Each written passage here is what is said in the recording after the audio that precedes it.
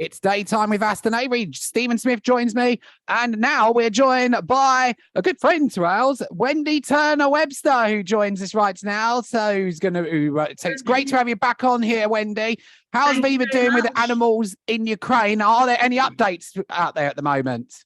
Well, as I always say, the best way to get the updates just in general is to go to viva.org.uk.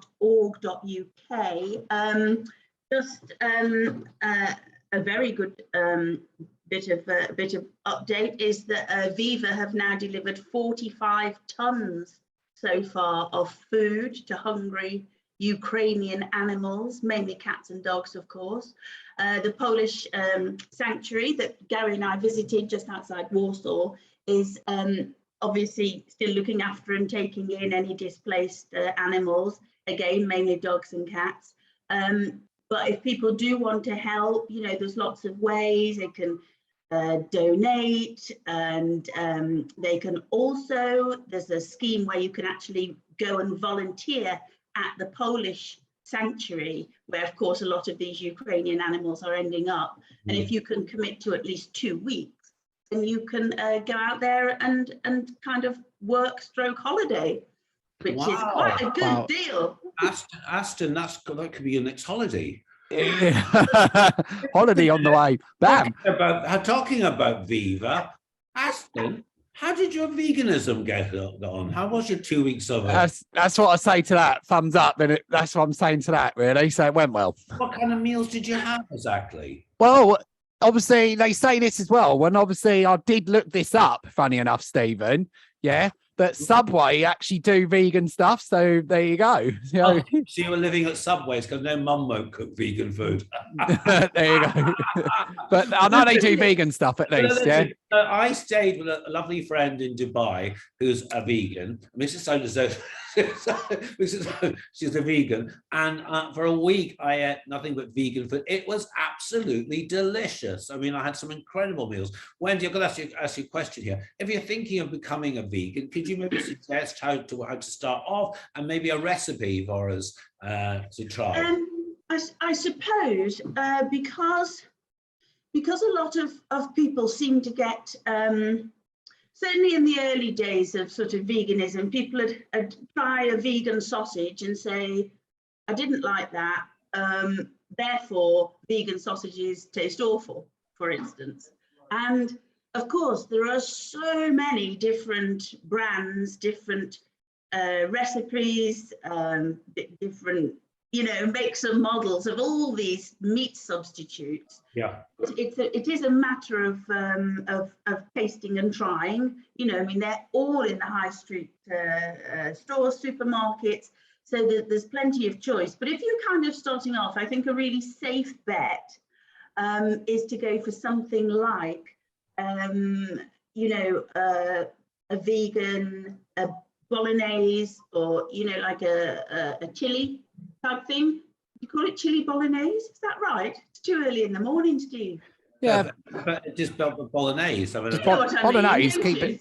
Keep it simple. Bolognese there, but a lot of us to be fair, and coming back to yesterday, where the whole nation, and not just the nation, but the globe came together to pay respects to Her Majesty Queen Elizabeth II here, Wendy. What did the Queen mean to you?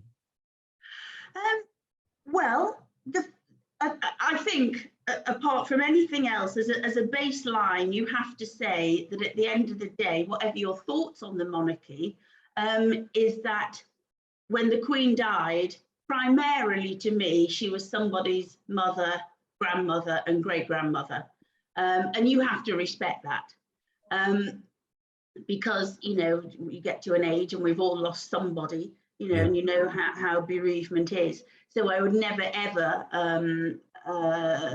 you know, take that away from anybody. I must say, though, that it does always strike me that when they say that the Queen dedicated herself to a life of service, it kind of, I get visions in my head of upstairs, downstairs, and Hudson and Rose, you know, not particularly the Queen.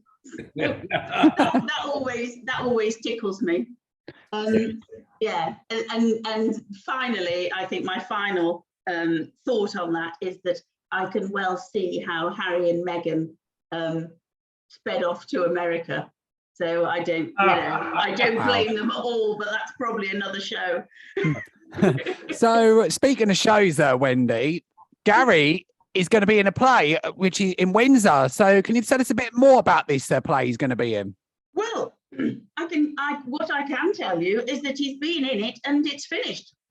Oh, so it was only, yes, it was only a very short run, but it might actually come back.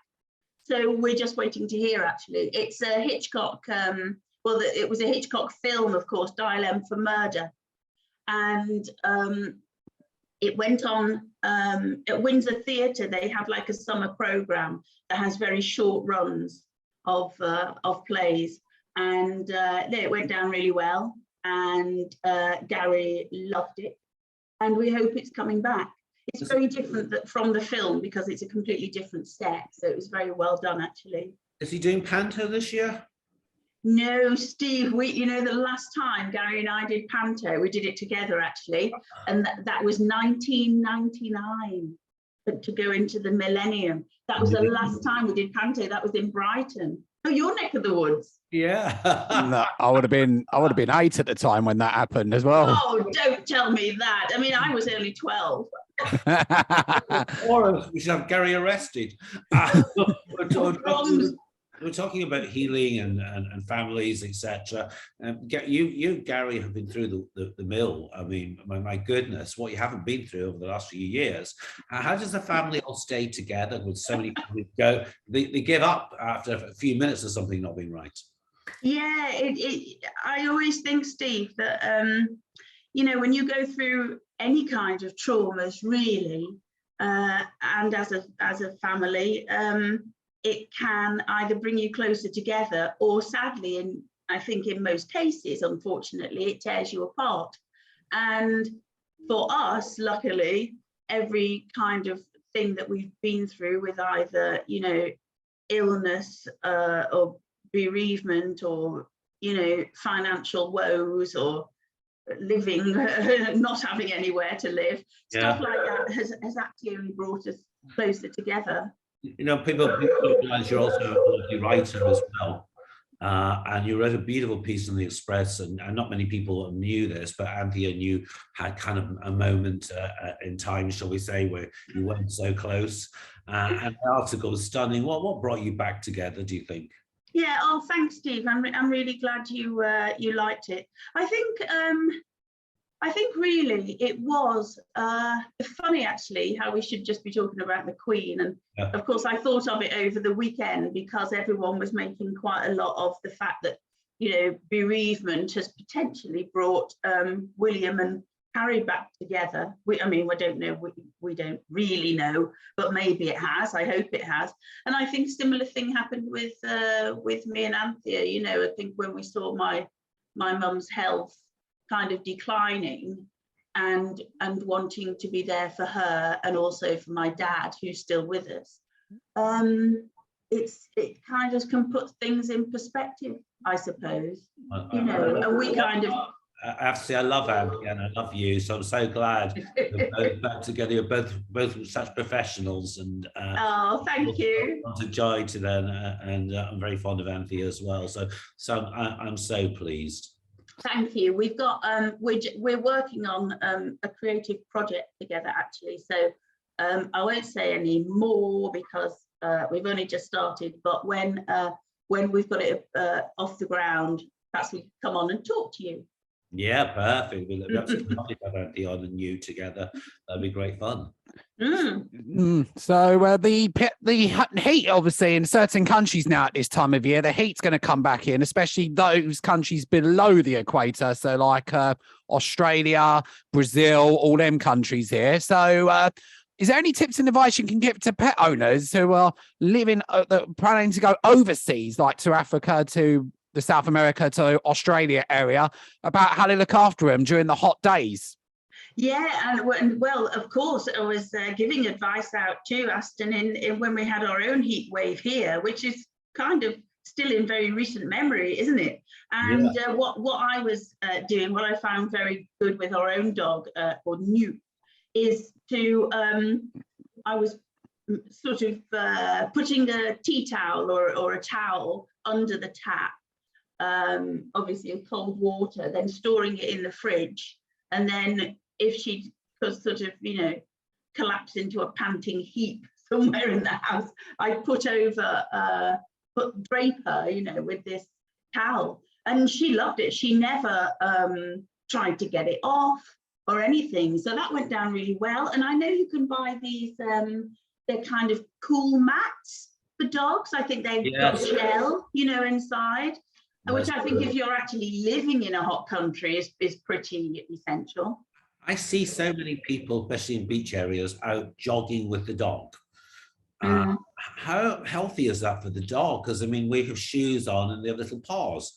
Yeah, I mean, I suppose it's like people, every dog is different, and you've just got to be very acutely aware of your own dog and your own dog's needs and their capabilities. You know, one dog might be able to jog happily, you know, down the promenade, you know, by the sea or country lanes or what have you, for quite some time. But others, you know, their pads on their paws would get very sore and they'd be very hot and bothered and out of breath.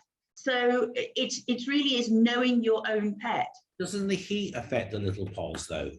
Yes, there's I think particularly when we had the heat wave here in the summer, they were saying that if you put your hand onto a piece of, you know, concrete, the pavement or road, if you can't keep it there for more than 5 seconds, then your dog shouldn't be on that road either. No, I've got to also say is, so where is the picture in the attic? Why do you never age? Your skin. I mean, what is it you use? I mean, you've been through the wars, and your skin looks incredible. Oh, well, thank you very much. Well, I tell you what I've done, I think, all my life, certainly all my adult life, is I've protected my face from the sun, because I've very fair skin anyway. So I've always put sunblock on or used a cream or a foundation that has that sunblock in it already.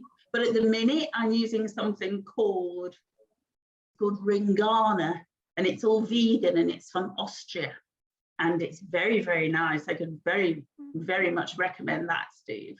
And not tested on animals, I take it. Not tested on animals, no. Oh, and they do it for men as well. I'll send you a link. I always wondered the difference. My skin's very sensitive. Yeah, and almost like I would treat it like a female skin rather than the rugged. I'm not sure about men's products on my skin. Well, I don't know, because these Ringana ones are completely 100% vegan and are pure, fresh. I mean, they've actually got a specific shelf life, which is fairly short in the whole scheme of cosmetics and skincare. So I'll send it over to you. Yes, in fact, you have very good. You're complementing each other now, but you too have very good skin, don't you? Okay, well, considering I was a waiter at the Last Supper, yeah.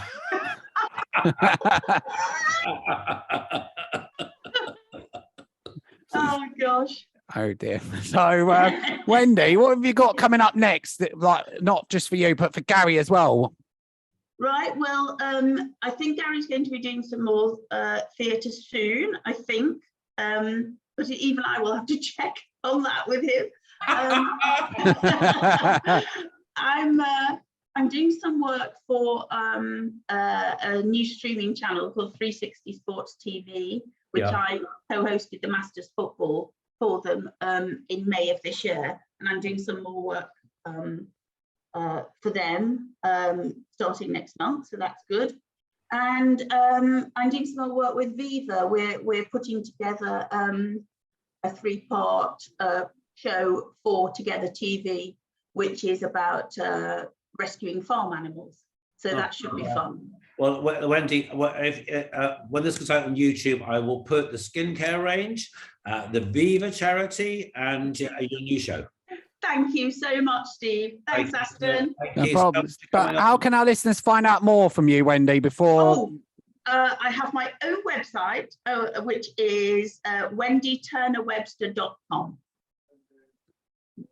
So we got the website there. So Stephen will put that up as well now. Yeah, Thank you. another one to put up. We'll put it up for you. It was so good. We had you clear and loud. Clear as a bell. Yeah. Clear as a bell. A green bell.